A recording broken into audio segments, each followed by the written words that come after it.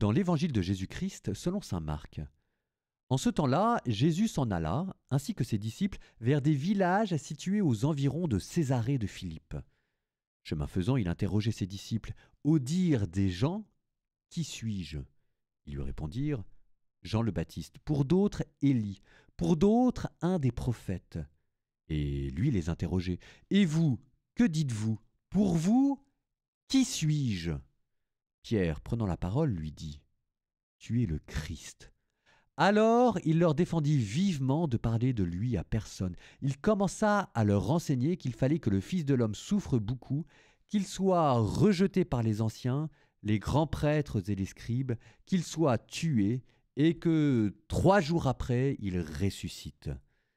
Jésus disait cette parole ouvertement. Pierre, le prenant à part, se mit à lui faire de vifs reproches. Mais Jésus se retourna et, voyant ses disciples, il interpella vivement Pierre. Passe derrière moi, Satan. Tes pensées ne sont pas celles de Dieu, mais celles des hommes.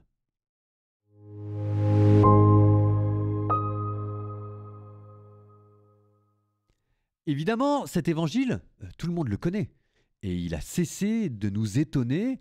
Alors on sait bien que nous sommes tous un peu des pierres qui avons peur que Dieu leur demande d'aller mourir aussi pour lui, ou plutôt nous savons bien que nous sommes aussi un peu des pierres qui avons peur de ce que Dieu peut nous dire. Mais ça, ok, on le sait parce qu'on n'arrête pas de l'entendre. N'empêche que si jamais vous voulez vraiment vous mettre à la place de Pierre, c'est quand la dernière fois qu'un de vos supérieurs vous a dit moi, ma stratégie, c'est de terminer en beauté en faisant tout péter. Alors on dit tout péter, ça veut dire quoi? Ça veut dire en faisant un échec monumental. Ce que je vous propose, c'est que ma stratégie à partir de maintenant, c'est bouquet final, on met tout ce qu'on a en réserve, on claque tout notre argent, on sait que ça va pas marcher, mais on y va quand même.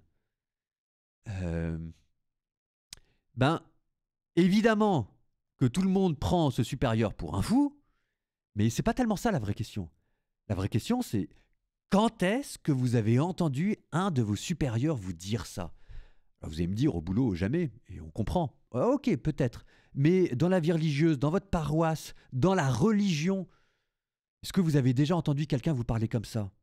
Alors ce qui est sûr, c'est que si jamais un supérieur se met à parler comme ça, il a intérêt à être bien sûr de lui au niveau de la sainteté et de ce qu'il va faire parce que c'est du one shot et qu'on ne peut pas non plus se planter. Mais n'empêche que si jamais vous l'avez jamais entendu, ça dit quelque chose peut-être de vos supérieurs, mais peut-être aussi de vous.